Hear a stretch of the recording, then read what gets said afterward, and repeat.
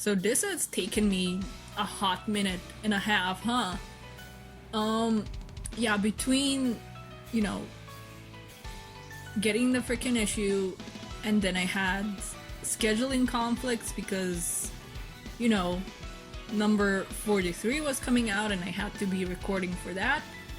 And it's also the reason why there haven't been any speed battle videos, but that's eh. And summer is over and I still haven't done the tropical storm one, but I digress. Gonna move on because I've taken a while with this. It's been kind of a mess. But it's here now, so better late than never, you know. Yeah, I won't stall much on the cover, you know, as I usually do.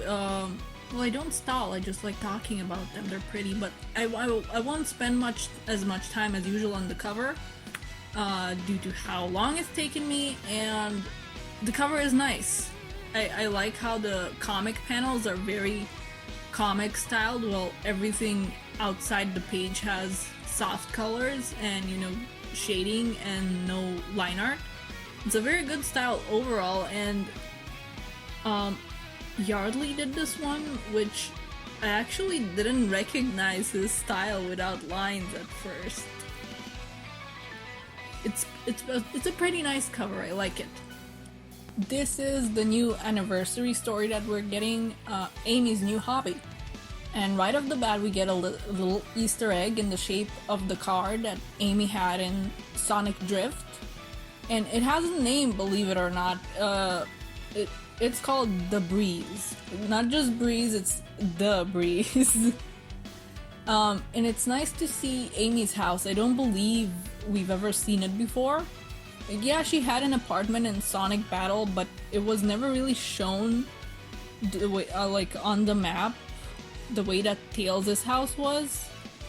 Or like we saw the buildings, but there was no like, oh, this is Amy's apartment, and there was like a stage that was supposed to be in it, but not like, you know, not like Tails' house. It looked like Tails. And Classic Amy has certainly never been shown to have a house, as far as I know, as well, until now. And there's a future signpost from Sonic CD on the house, which is a bit weird, but a nice detail. And I remember that an old fact about Amy was that she dabbled in tarot and fortune telling. So maybe it's like an advertisement that she'll peer into your future, ooh, or maybe she ripped it straight out from one of the Sonic CD levels, like, oh, this is where I met Sonic. I can never know with her. Like maybe she just like she ripped it off and slapped it on her house as like a memento. Either way, it's a cute house. As we saw from the teeny tiny Tails in the first panel, he's coming over to Amy's house. Sonic's away, so he's been invited over to Amy's for, I think, some tea and cookies and some pastries that we see in one panel.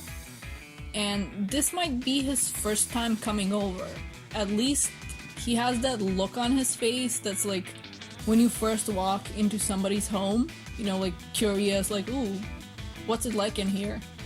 So maybe this is pretty early on to Tails knowing Amy, and maybe even Sonic knowing Amy? Probably Tails, since he wasn't in CD. Tails brings up how Sonic just can't stand still for too long, and Amy is like, I bet that's caused a few problems. So it sends Tails on this cute little ramble about a time that Sonic not being able to sit still got them in a bit of trouble. But then he notices that Amy is writing all of this down. Also, the color on the last panel is pretty nice on all of them, but in this set of images, the last panel really catches my eye. It's kind of spacey. I like spacey. Tails is like, hey, what are you doing? And her like, are you taking notes on Sonic? Are you secretly working for Eggman? Which I think he's teasing, but it's another thing that leads me to believe they haven't really known Amy for long at this point. But anyway, she's like, promise not to tell, and she takes Tails to this room where she has like a little binder book that she seems pretty nervous about. And she has every reason to be nervous. She's been writing real people fics. Awful, horrible. I'm joking. It's all fiction, like who cares? It's fiction and in fiction, so they're real people to her, but like she's ripped out the page where she probably has like a romantic moment with Sonic. But anyway, she's been drawing little comics of just little joke strips or stuff depicting actual adventures. Like one of them is based on the adventure we saw in the big 30th anniversary comic. And this is a 2-page spread, so rather than posting the whole thing, which you should go see yourself, I'm just gonna share some highlights from it, at least highlights for me.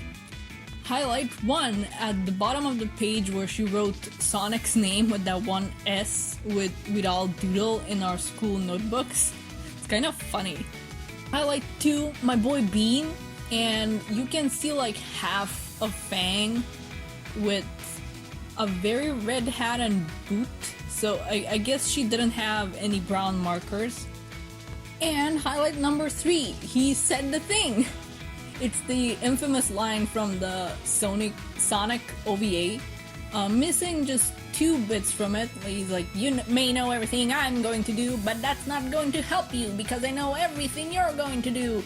Strange, isn't it? But then again, that last one is the title of the comic here, so technically she's missing just 1 bit from that whole like set of lines. And Amy is really good at drawing though, for real. She's like, what, 10? 12? I know they say that she's 12 in modern verse. I don't know if that's still true because she's like driving and living on her own. And I don't know if the classic counterparts are still considered younger, even though they're not like younger versions of the modern ones now or whatever. But let's say that she's like 10 here. Like, I wish I could have drawn Sonic characters like this when I was a kid. She's on those Copic markers, you know, the one that like every artist in the 2000s wanted as a kid, and they were too expensive. So then we grew up and we either got a stable enough income to afford Copic markers, or we became digital artists. Whoops. Got a bit too artistically real there.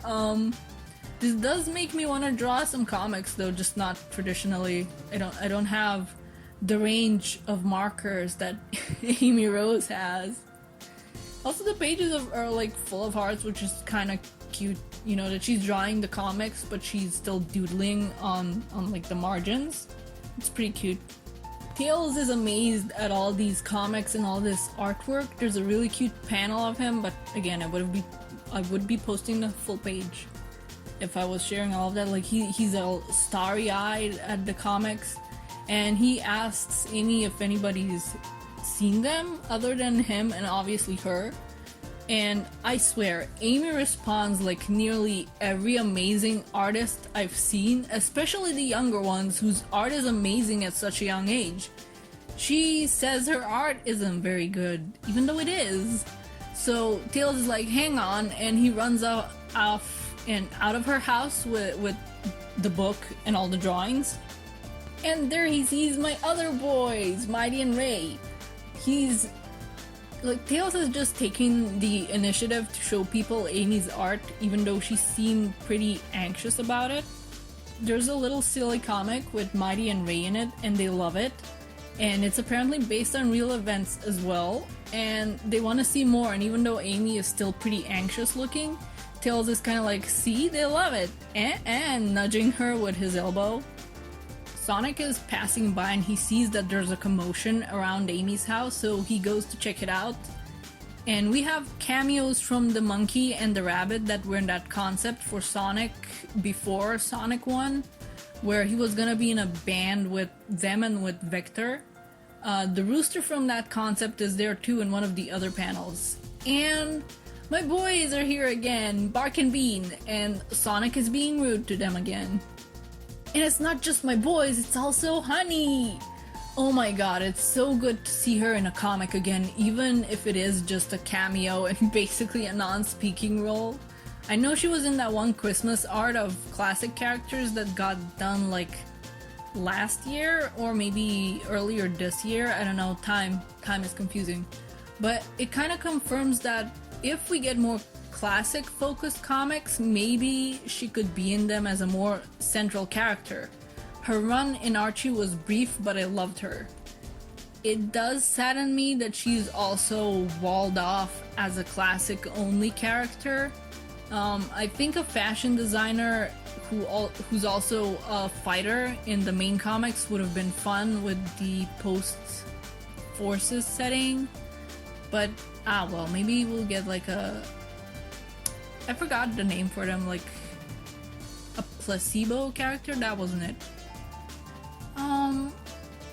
There was a name, I just forgot it. You know, like when there's a new character and it's obviously like based off another character in the franchise, but not too blatantly, but if you know, you know.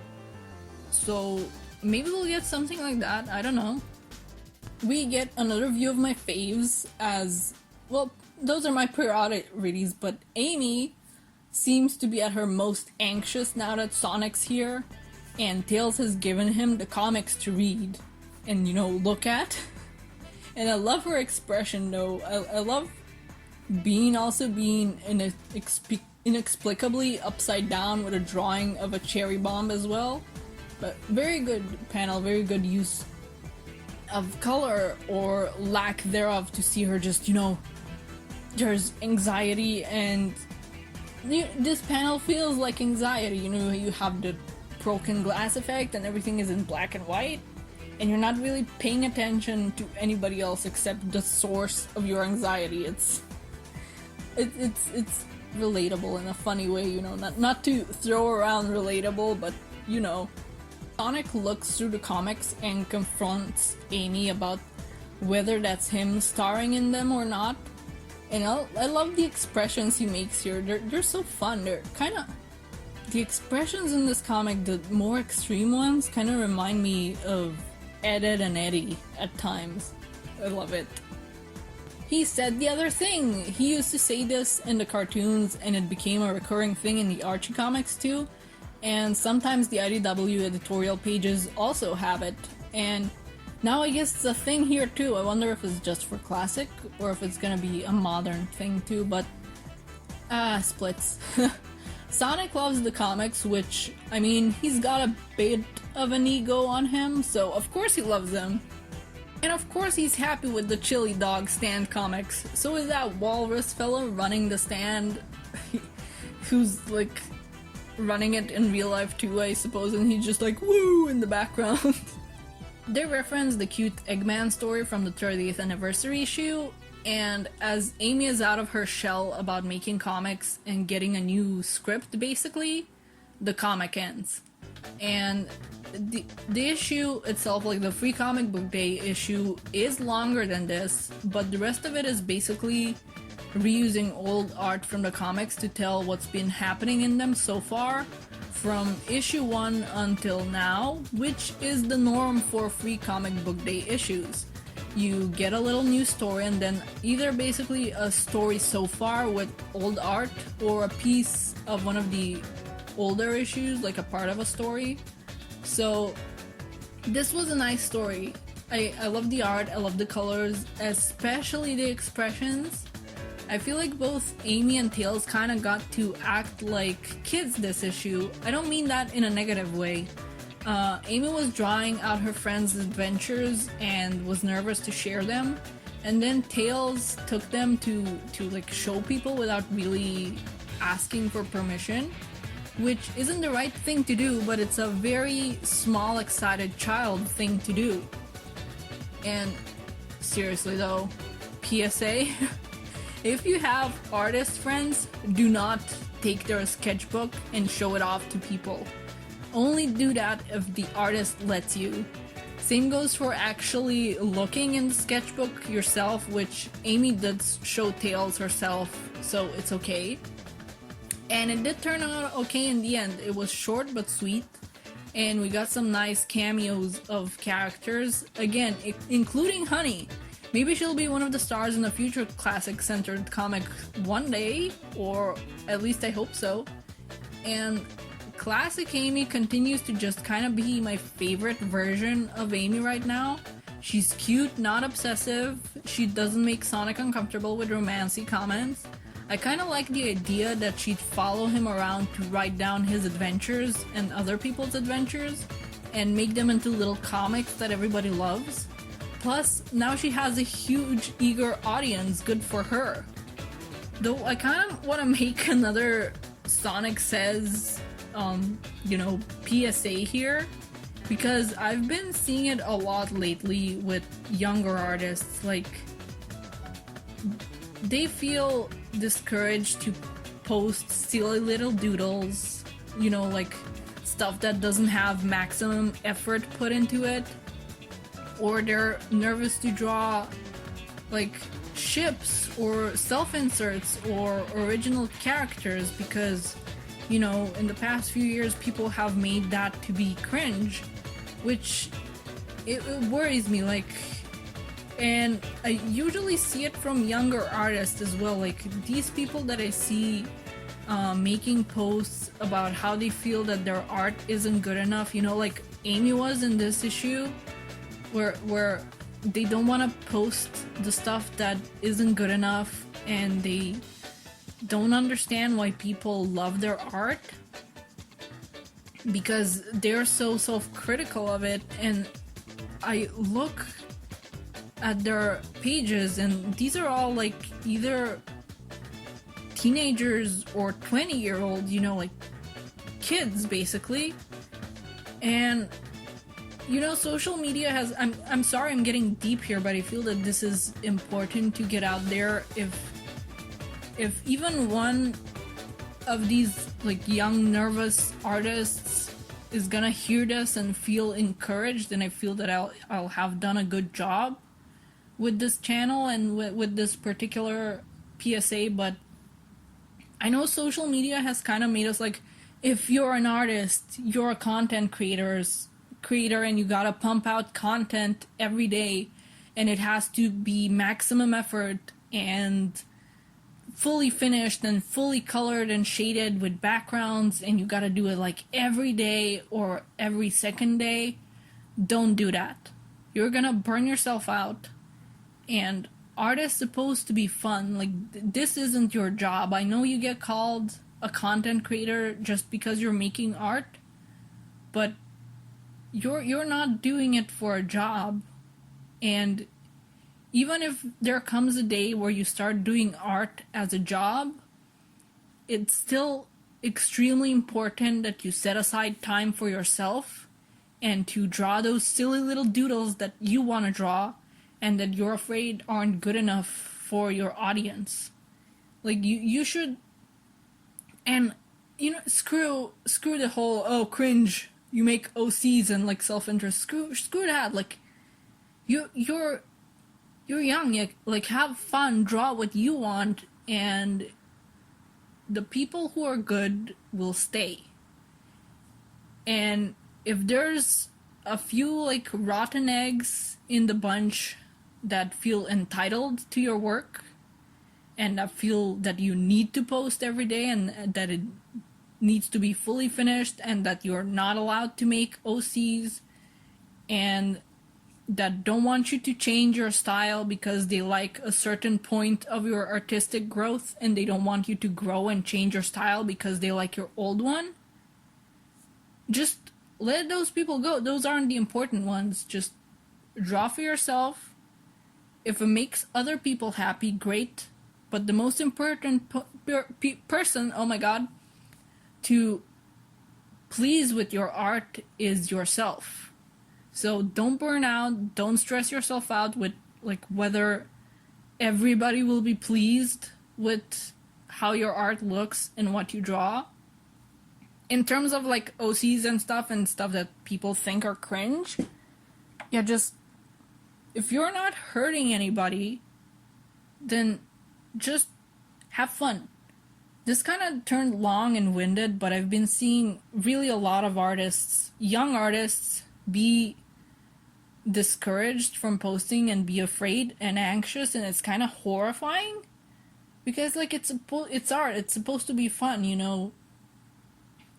Be like Amy, I guess, in the sense like after this comic where she's drawing what she wants and sharing with her friends, because at the end of the day it's you and your friends who are important, and if there's a friend who's like, I don't like your art, it's ugly, then they're not your friend.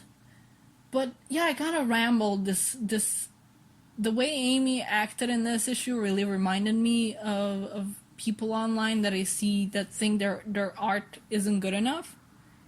So yeah, it kind of turned into a soapbox, which I'm gonna get off right now. This got way too long, and I hope it helped someone at least. But yeah, see you when I see you. Bye bye.